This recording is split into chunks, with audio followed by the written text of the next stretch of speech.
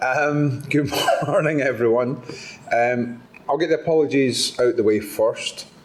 You probably tell by my accent, I am very you saw that map of I'm very slightly to the east of Alabama, just a few thousand miles. So no, it's a pleasure to be here. Thank you, Teresa, for making this happen.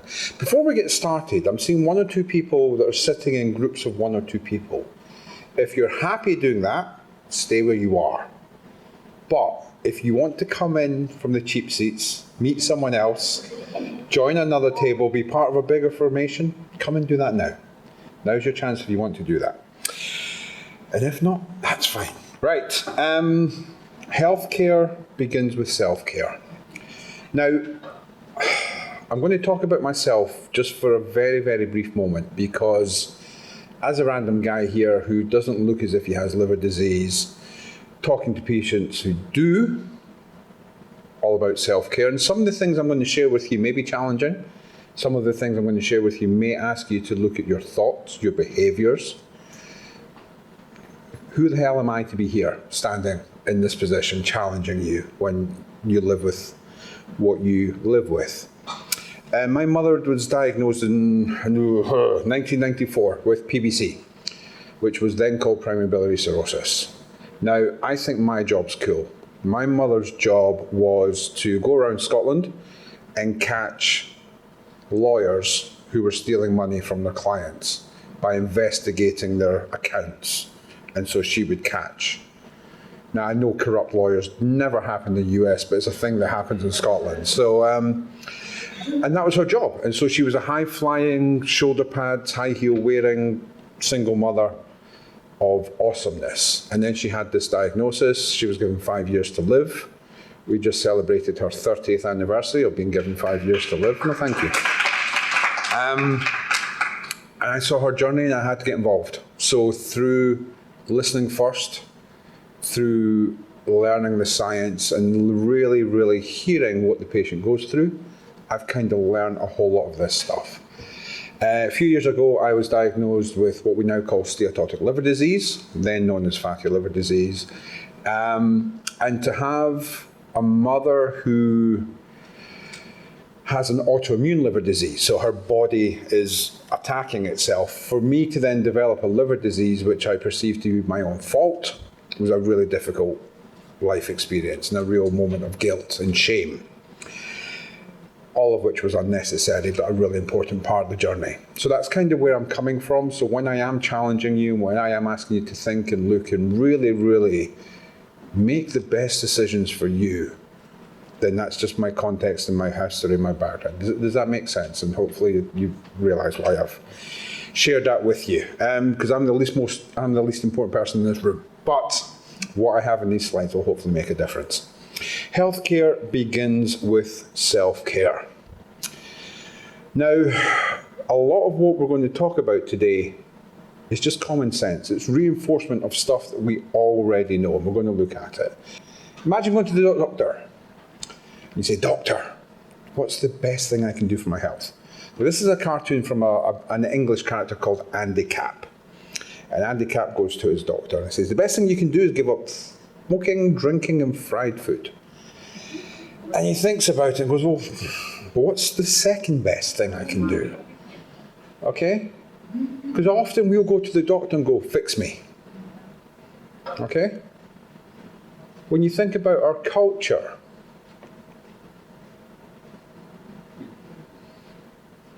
yeah? Because doctor knows best. Can I swear, Teresa? Does he? No, so. Does doctor know best? Thank you. That one sentence, I think, gives me permission. No, right. Does doctor know best? No, not always. So this is where it begins with us, okay? So what does self-care actually look like? Most of what I'm going to say to you today has come from much wiser minds than mine, and my next slide is no exception. So Audre Lorde said to us, "Caring for myself is not self-indulgence, it is self-preservation." That's just giving me goosebumps reading that out, right? I flew here last night from Edinburgh. And just before we flew, we had the whole safety demonstration thing, you know. First thing you can do is put your own mask on first. So if the oxygen mask comes down, poof, you put your own mask on first. And you're thinking, well, but isn't that selfish? Because shouldn't I do the wee child to my side first? And actually, no. Technically, there's about 15 seconds that you have between the mask coming down and you putting that mask on. And if you don't do that, you're going to lose consciousness. In which case, you actually become a liability. So by putting your own mask on first, you're looking after everyone else. So what's your driver, right? Any parents, grandparents in the room? Okay? I'm the token man, but I am wearing a skirt, so I'm going to say it. Wives? Domestic consultants? Yeah? Household executives, right? Yeah, okay. And there's guilt that comes with that if you're not being the best you can be and all of those kind of things. I'm in the south, so you can imagine the phrase that's in my head, right? Let's get past that. So what is self-care? What does it actually look like? It's about taking responsibility for yourself. It's participating in your own health journey. It's the management of a condition or disease, and it is absolutely about decision making. With or without help. You don't need to be in a doctor's office to be self-caring. And ultimately, it's about preventing deterioration. Okay? So let's talk about the circle of life. Okay? We are what we think. Because what we think affects how we feel. And how we feel affects what we do. But what we do affects how we feel. And how we feel affects what we think. And what we think affects what we do. But what we do affects what we think. Now, I could be here for the next 45 minutes going through this, but right? We've all been there. Now, and there are good and bad ripples. Okay? You get home and you're tired, and you think, to use that technical term, sod it. I'm having a takeout. So you get yourself a big pizza. And then you feel stodgy. I shouldn't have had that. Then there's the guilt. Then there's the guilt that's a feeling that says you're not looking after yourself, which is the thinking, which then promotes more guilt, which then promotes less exercise. And see how easy it is. Yeah? So it's about taking control. So in terms of self-care, there are 4 main areas I want to look at. 1 is emotional self-care, how we feel. 2, psychological self-care, what we think. 3, your physical self-care, what we do to ourselves. And 4, spiritual self-care. I'm in the south, I'm not going to even touch that, right? So, but look after you. Be you. And trust yourself, okay? So I've put this into the slides. I'm not going to read it out, but this is about setting priorities. Okay? So Teresa, this is in the slides, and if you want to share it with people, then feel free to share it. But I want you to look back. I want you to think about people that you've admired. I want you to wonder about the people you've respected, that have inspired you, that have mentored you. And those in particular that have passed. Has anyone ever sat you down whilst they've been there on their deathbed and they said, you know what, I really, really wished I'd cleaned the kitchen cupboards more often? Anyone? All right? We have the choice. Now, we're going to have suitcases at the door. If any of you want to pick up some of this baggage on the way out, please do feel free. It's none of our stuff. Okay? And we're going to look at that. We're going to look at how we think, because that affects what we do. And the last thing I'm going to go and share in this away is, does that make sense? Okay. Now, I come from Scotland. So English isn't even my first language, right? We'll talk about Scottish English, English, and then US English, okay? All entirely different concepts. Just go up and ask an English person what a fanny is, and then you'll have a whole different conversation. So, but what I would say to you, in Scottish, English, US, Canadian, it doesn't matter. This is the one part of this presentation where it is my own personal opinion. To me, the most dangerous word in the English language is should. Because it comes with guilt and judgment, self-criticism, and the weight of our thoughts. I should do X, but I shouldn't do Y, but. So I want you to think about what is and what isn't. Not what you should, but what you are doing. Does that make sense? We do nothing every day. 365 zeros are 0. If we do one thing a day to look after ourselves, over a year, that's 365 differences we've made to our life. And this is what we're talking about, is looking at ourselves one decision at a time. Self-care. Now, for most of our stuff that we face, we sit in here. Now, I know there's conversations in and around liver transplantation. Anyone had a liver transplant in the room? Did you do it yourself? No, because you're up here. Yeah? But look at all of this that we have in our own responsibility. Okay? Here's my question. What do you see? A cylinder. A cylinder. Okay. And so you'd expect that cylinder to give that kind of shadow. Yeah? Okay. So what do you see now? A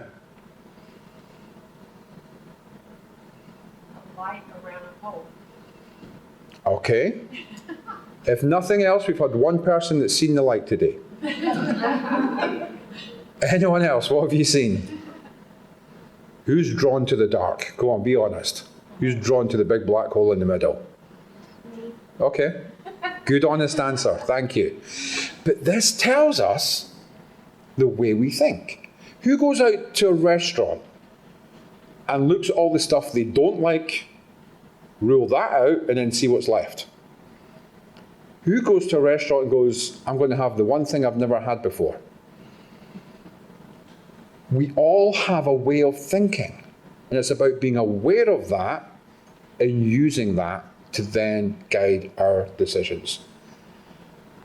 What do you see? Oh, she's drawn to the black shape again. Okay, right, again, that self-awareness is building up. Now, actually, if you look at the whole picture, we've got this.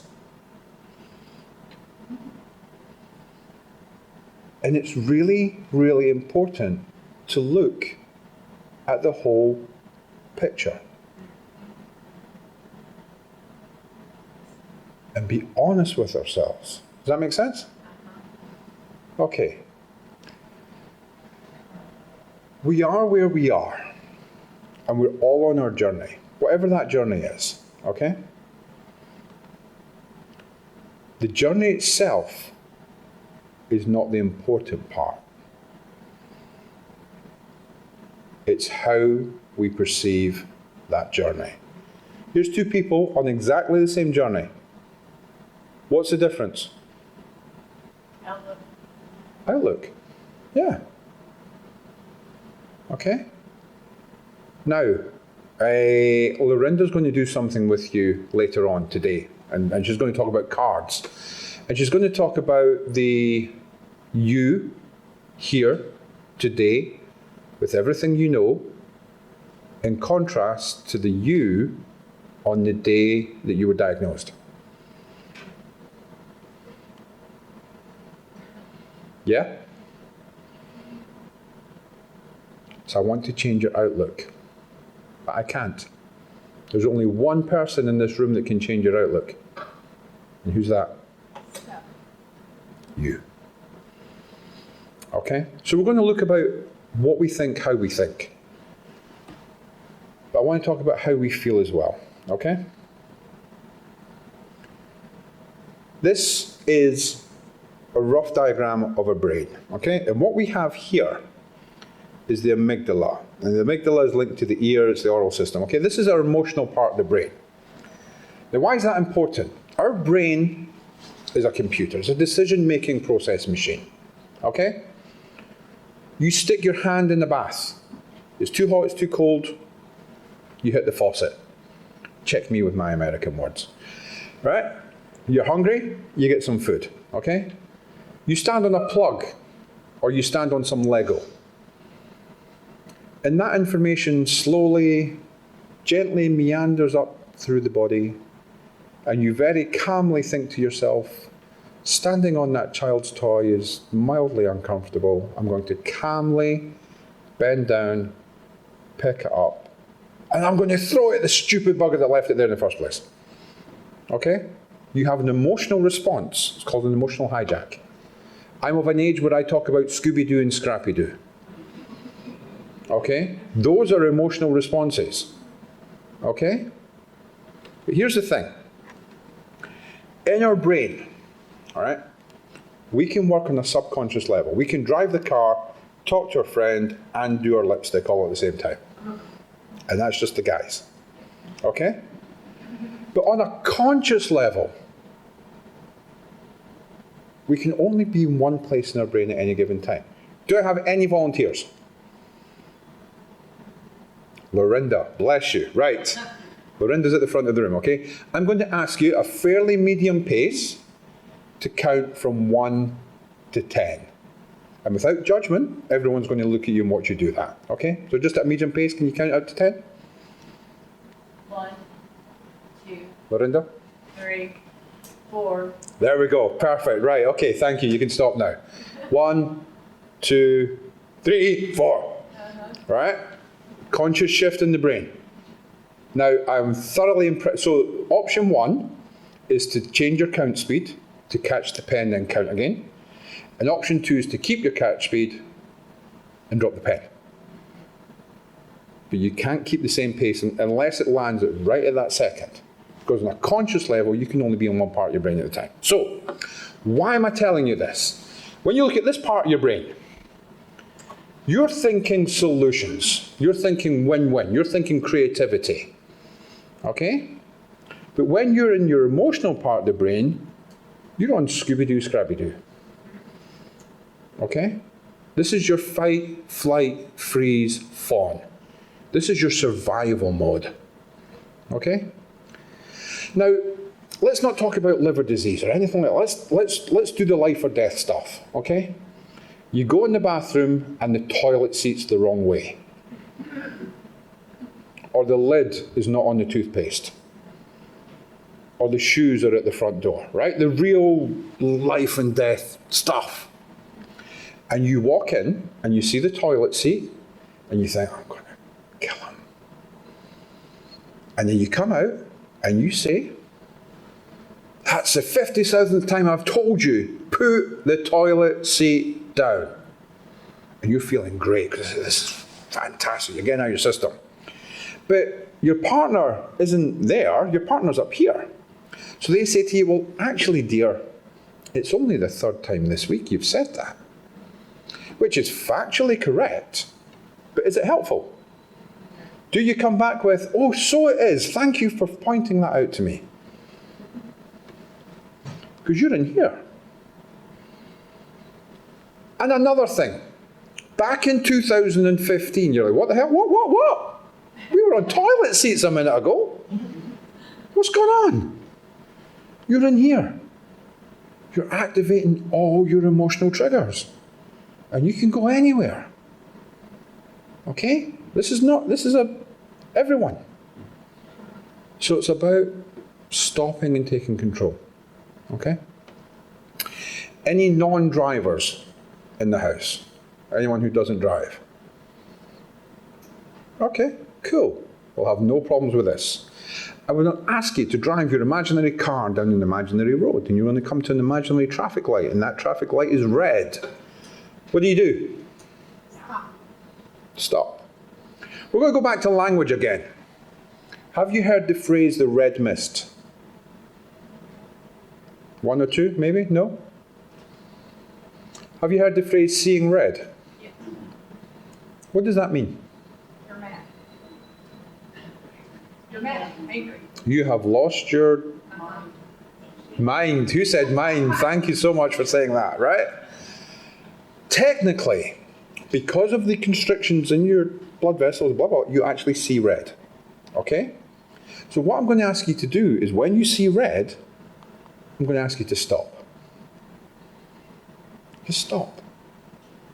Count to 10. Count to 110. Count to 1,000. Whatever it is that you need to do, stop and think it through. Okay? In the UK, we have this wonderful system where we have red and amber together. I'm not sure what your traffic lights are doing. But this is our indication that we are preparing to go. Do you guys just go red straight to green, or do you have that intermediate? Yellow. There is a yellow. Yellow. Right, okay, perfect, thank you. That's your prepare to go. So again, you're all drivers, you all know the answers to this. When you're at your yellow, how do you prepare to go? What do you do? Press that means to slow down. Or you're yellow, so if you're red and you've stopped, what happens next? Turn green. Turn straight to green, right. That's everything that's screwed up about America in just one, no matter. So, but what I'm going to ask you to think is prepare to go. What do? Cars in gear. Okay? Yeah. But you look forward. Is the way clear? Is this where I want to go? Yeah? Some of us in America, when we see yellow, we do go fast. We go forward through the yellow light. There you go. Amber gamblers.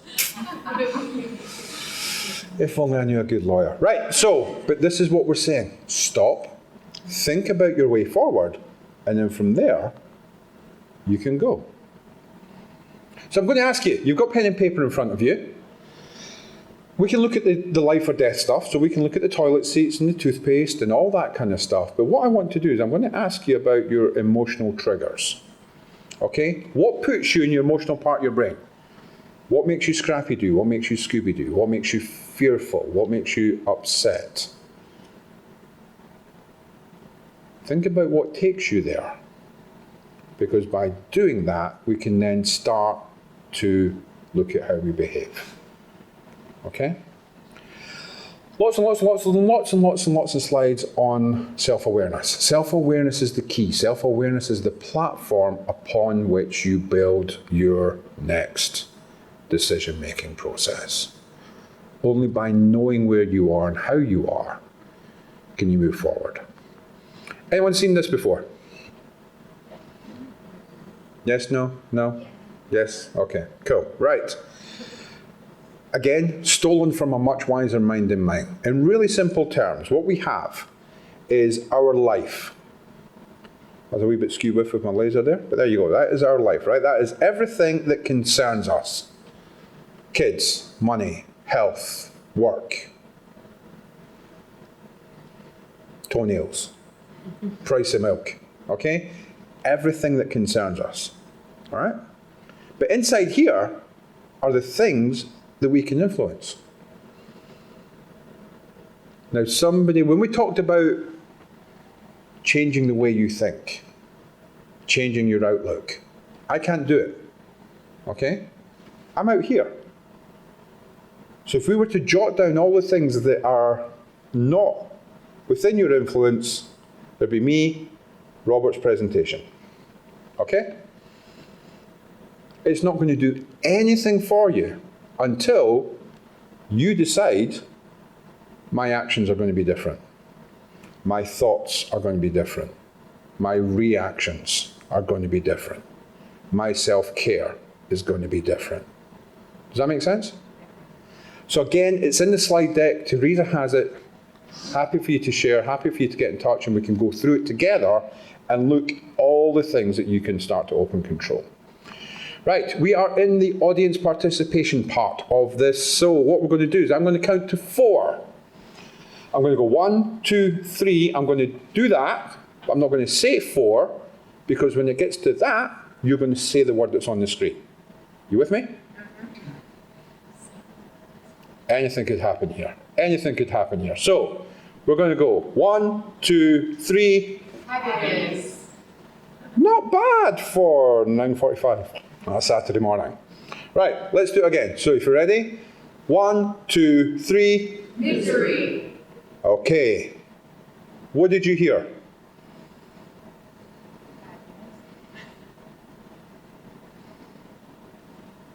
Even in my Scottish accent, I heard happiness, misery. One word. I gave you no clues, but you read those 2 words out entirely differently. One word. So think about your language, your self-talk, okay? How kind are you? Everyone got a glass of water? Or drink? Anything? Okay. If you were to spill your own drink, what would you say to yourself? A couple of key phrases. You're in the south, you can swear, it's fine, it's a safe place. What would you say? Go on. Can't believe I flipped it. Okay. If I were to drop my cup of water, what would you say to me? Oh, let me get you. So you would help. I would help. Anyone else? Promise not to.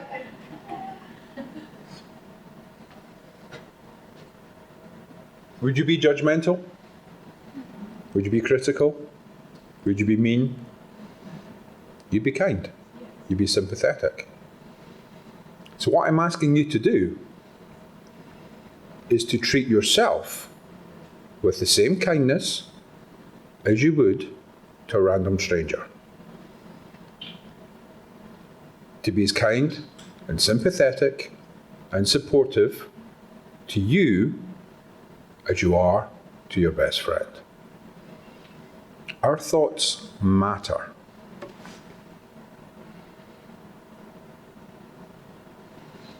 Who's feeling brave and adventurous? I'm going off piste here. Teresa, can I go off piste? Wonderful. Who's feeling brave and adventurous, big and rough and tough? I'm always brave and big. I didn't doubt that. You're going to be like that. I hear you. Okay. I'm seeing lots of people that are sitting in 1s and 2s. Do you guys know each other? Never met before in your life? Would you feel comfortable in a hand-touching exercise? If not, that's fine, but if you do, I'd love to. Right, what I'm going to ask you to do, I'm going to ask in your pairs, so kind of 2 here if you're happy to do that, 2 there if you're happy to do it. Only if you're happy to do it. If you're not happy to do it, 3, that's a different workshop. But just feel free to play around with that if you want. 2 at the back, if you want to join in, please do feel free. So in your 2s, I'm going to ask you to designate one of you a giver and one of you a taker. It's not as dangerous as it sounds, okay? So whoever the taker is, I'm going to ask you to raise your hand. Okay? So if you're the taker, I'm going to ask you to raise your hand level like that. Okay? Now, if you're the taker, what your job is to keep your hand level. Okay? If you're the giver, your job is to delicately place your hand on the top of your taker's hand, put it on top, and what you're going to do, now nothing violent, just a pressure. on the hand. Okay, so you're pushing down and our takers are keeping it level. Now, while you're keeping it level, I'm going to talk about strength and power and confidence and vitality and energy, effervescence, laughter, happiness. And stop, relax, okay? Just shift your hands, give it a shake, okay? Was there much movement there? You felt some movement? No? Okay, let's do it one more time. Takers at the ready, givers at the ready. I'm going to talk about pain, upset, loss, grieving, agony, depression, loneliness, suicide. Stop, right. More movement, less movement? You felt less movement? More, okay? Now, if you think about it, right? You go and see your friend and you say, "How are you, friend?" Let me tell you. Okay? And they tell you their sad story of where they are right now, right? What do you go? "Oh, I'm so sorry to hear that." No. You come down. You talk softer, quieter, your movement's less, all of this kind of stuff. Why? Because you care. It's not even your stuff. But in empathy with your friend, you come through. Those thoughts, those words, change your gait. Change the tension in your muscles. Now, I don't know, just off the top of my head, let's say, for example, let's say you're living with liver disease, okay? Do you want, whilst you're having fatigue and pain and self-doubt and all the things that go with it, do you want your own self-talk, your own language, to be affecting how you feel physically? Talk yourself up. Make sense? Right, I'm running short of time, so I'm going to be very quick. I'm going to share something with you.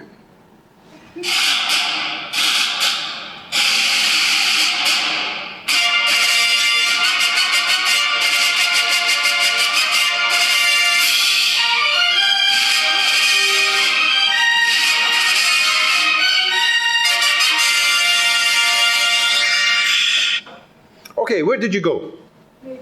Movies, okay. What was your reaction time? Instant? Yeah. All right, cool. All right, fair enough. Another piece of music.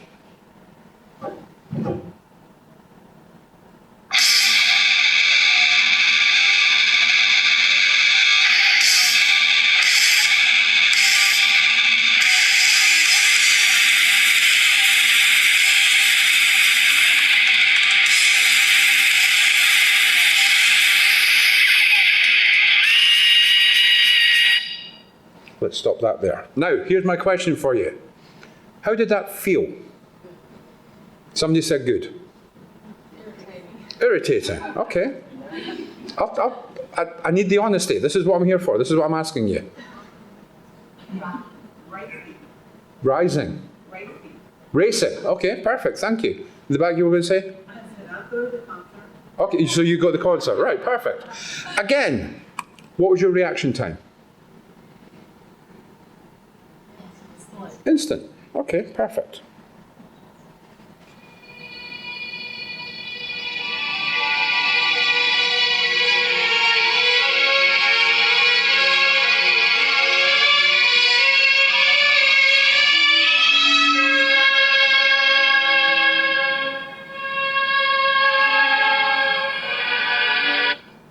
How did that feel? Peaceful. Sad. Okay. Reaction time? Okay. Because I know that 40 seconds ago, you were racing. Feel the difference. One last piece of music.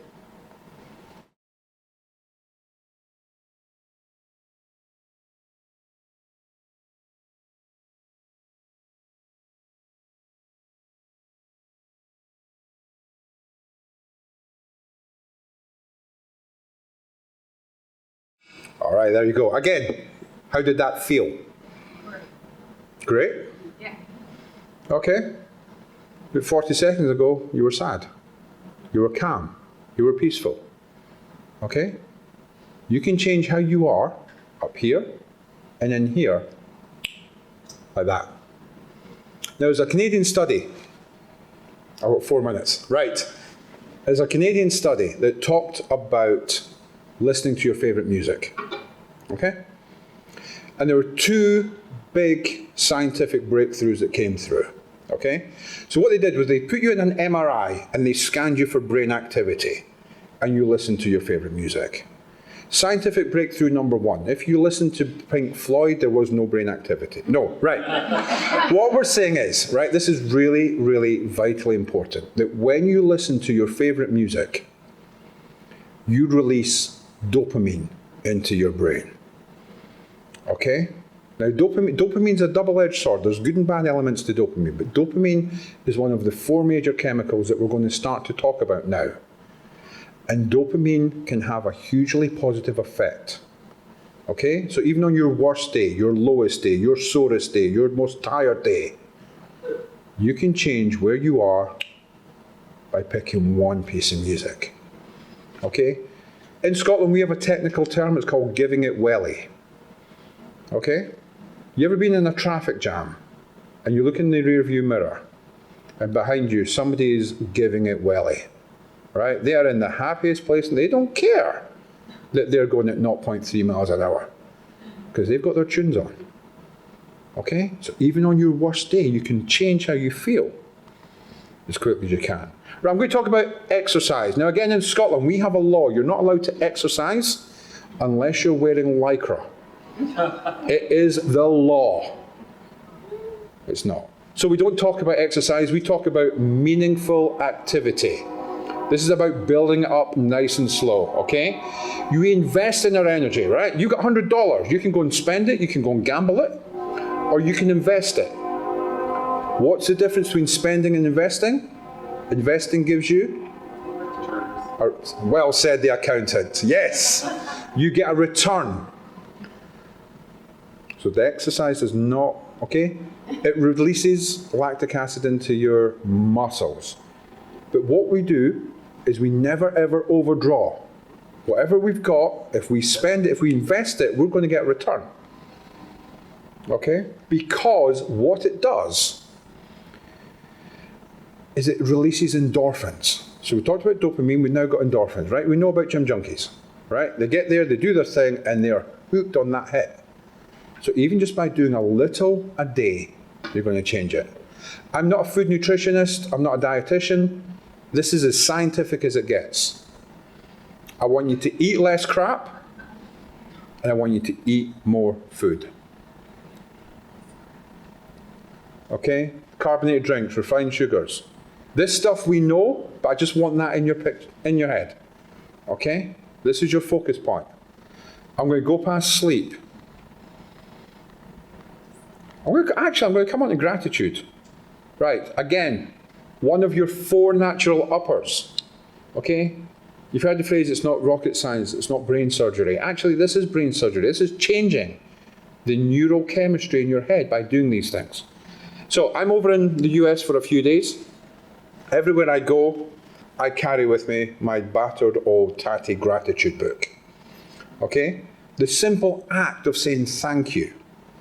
I won't even talk about the learning curve I had with of course. Thank you for that, of course. Of course what? But saying thank you releases oxytocin in your brain, which again is one of your 4 uppers. Now I could sit here and read you stuff. I'm grateful for sushi. I'm grateful for sake, but let's not go there. I'm grateful for, family time. Whatever it is, one thing, or even on your worst day, there's always something that you can be thankful for. Now, on your worst day, right, if I asked you, any of you guys, what did you do 3 weeks past Tuesday? Okay? But I can tell you that on that day,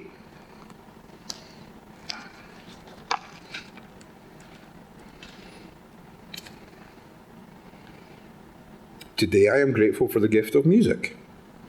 The day before, I was grateful for birthday wishes and thoughtful gifts.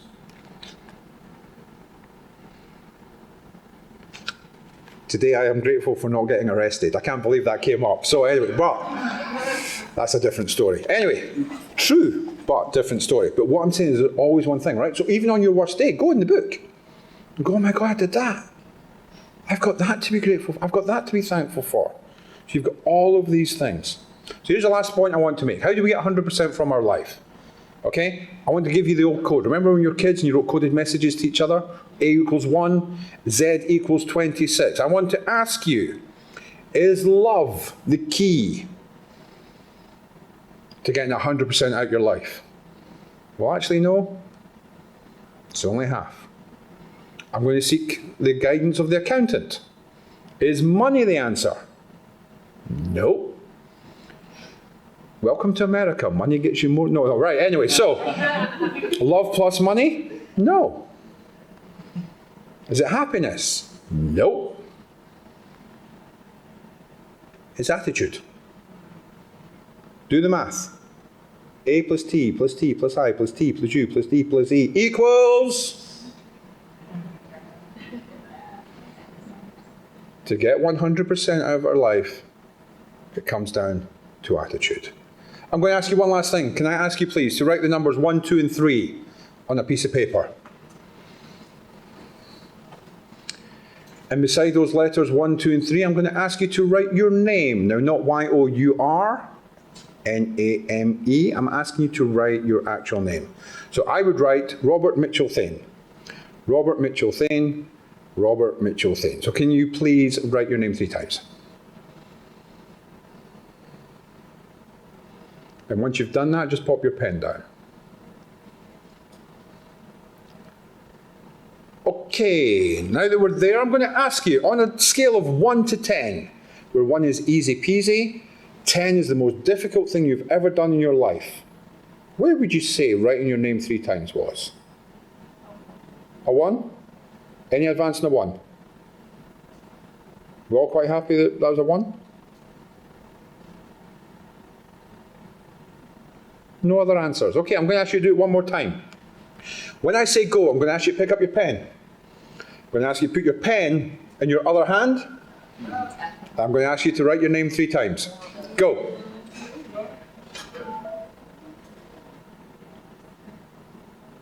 Okay, so just whilst you're doing that, let's get a number. So 1 is the easiest thing you've ever done, and 10 is the most difficult thing you've ever done. What number are we at now? Go on, shout out some numbers. What have you got? 4. 4, 3. Anyone else? Quiet. Okay. Let's get some describing words. How did that feel, writing your name on the other side? Weird. Foreign? Weird. Weird?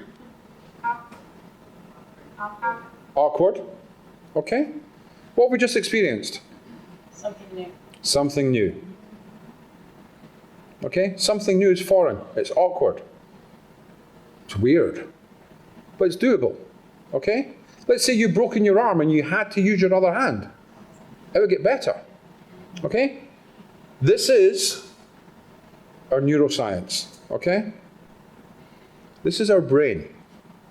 And if there's something that we've never done before, that doesn't exist. That's a neural pathway, and these are your synapses. But the more we do it, we form a pathway. And then the more we do it, that country track becomes a road. The more we do it, that road becomes a highway. And it becomes easier and easier and easier and easier. So what I'm asking you to do today, from now on, is to look after you one decision at a time. Right here, right now, is this the best thing for me? And take it from there. One decision at a time. I'm not asking you to do it for the rest of your life.